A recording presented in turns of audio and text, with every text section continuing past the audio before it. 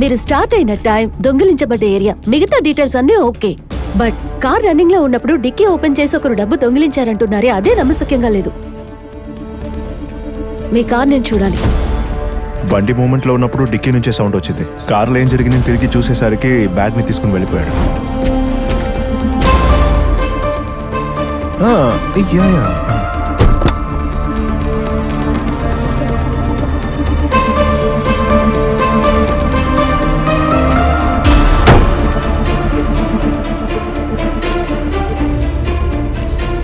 ఒక చిన్న స్క్రాచ్ కూడా లేకుండా పక్కగా రన్నింగ్ లోనే కొట్టేశారు. Really great job. ఏంటి గ్రేట్ జాబా? ఒకడు నా డబ్బు కొట్టేశాడని నేను వర్రీ అవుతుంటే వాడు సూపర్ గా కొట్టేశాడని నా దగ్గర గొప్పగా చెప్తున్నావా? తన టాలెంట్ ని చూసి పొగడకుండా ఉండలేకపోతున్నా. తను అనుకున్నట్టు డిక్కీని ఓపెన్ చేయడానికి రిమోట్ బాంబ్ ని, అలారం కొట్టకుండా ఉండటానికి PLCలో ఫ్యూజ్ పోయేట్టు సెట్ చేశారు. కానీ ఫ్యూజ్ ప్లాన్ ఫెయిల్యూర్ అయింది. అందువల్లే మీ అబ్బాయికి డబ్బు పోయిన సంగతి అక్కడే తెలిసిపోయింది. లేదంటే గురువు గారికి హైదరాబాద్ వచ్చాక తెలుసుండేది.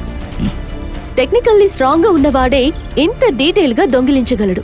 అలాగే ఎన్నో ఏళ్లగా దొంగిలించే వాళ్ళు మాత్రమే ఈ పని చేయగలరు. ఇది బిజినెస్ పోటీ అని నాకు అనిపించడం లేదు. ఎందుకంటే మీ బిజినెస్ ని లాస్ చేయాలనుకుంటే తను వేరే రకంగా ప్లాన్ చేసి ఉండేవాడు. మీ గురించి ఏం తెలియని వాడే ఈ డబ్బు కొట్టేసి ఉండాలి.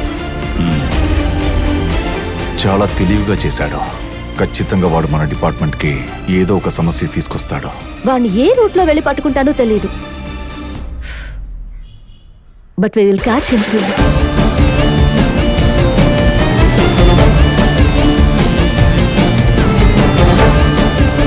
దియా, ఏంటి ఇలా వచ్చావు? కేసు విషయంగా వచ్చాను. ఓ, అలాగా, సరే సరే.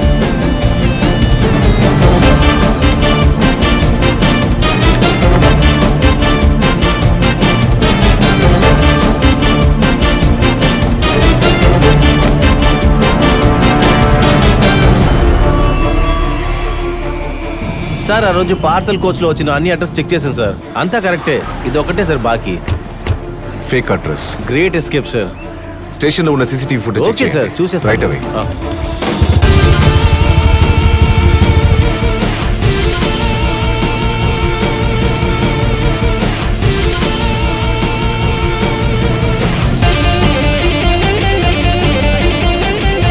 జూమ్ ఇన్ చేయండి.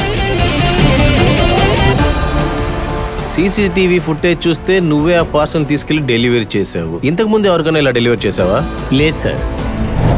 వాడు ఎలా ఉన్నాడు? అతను హెల్మెట్ వేసుకుని మొహం అంతా మూసేసుకున్నాడు sir. Sir, CCTV footage check చేసిన దాంట్లో క్విస్ పోర్టల్ మూలింగానే డబ్బులు తీసుకుని ఎస్కేప్ అయ్యాడు. వాడు వేసుకొచ్చిన బైక్ నెంబర్ ప్లేట్ కూడా ఫేక్ సార్. ఆ పోర్టల్ పిలిచి విచారించాను సార్. వాడికి వీడికి ఎటువంటి సంబంధం లేదు సార్. అక్యూజ్డ్ ఏ రూట్ లో ట్రావెల్ చేసారో ట్రాక్ చేయండి. Okay sir. ఏంటి బుక్కులో డబ్బు వెతుకుతున్నావా? సార్ ఇప్పుడే బయటకు వెళ్లారు. చెప్పండి, ఏం కావాలి? ఏం కావాలా? ఇంతకు ముందు నన్ను నువ్వు చూసావా లేదా? కేసు అప్పగించిన రోజు నుంచి ఈ రోజు వరకు నీ మేకప్ కూడా చెరిగిపోలేదు. డబ్బు గురించో దాన్ని కొట్టేసిన వాడి గురించో ఒక్క ఆధారం కూడా కనిపెట్టలేదు. ఏం పిగుతున్నావు నువ్వు? ఇదేం బ్లాక్ మ్యాజిక్ కాదు. డబ్బు ఎప్పుడు దొరుకుతుందో, మనిషి ఎప్పుడు దొరుకుతాడో చెప్పడానికి.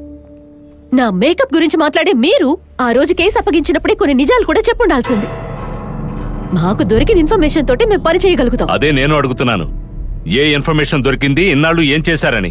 ఇంకా 2 రోజులే టైం ఉంది. ఆలోగా కనిపెట్టకపోతే ఈ విషయాన్ని నేనే డీల్ చేస్తాను. మాకు టైం తర్వాత ఇద్దరు గాని. మీ వెనకే నుంచుని వీలైతే నన్ను మింగేసేలా చూస్తున్నాడే మీ ఉత్తమ పుత్రుడు. ఆయన ముందు దాచకుండా అన్ని నిజాలు చెప్పమనండి. లేదంటే మీరు కూడా ఏం పీకలేరు. రేయ్, నిజమేంటో చెప్పి తగలడ్రా. నేనేం చెప్పాలి ఇప్పుడు?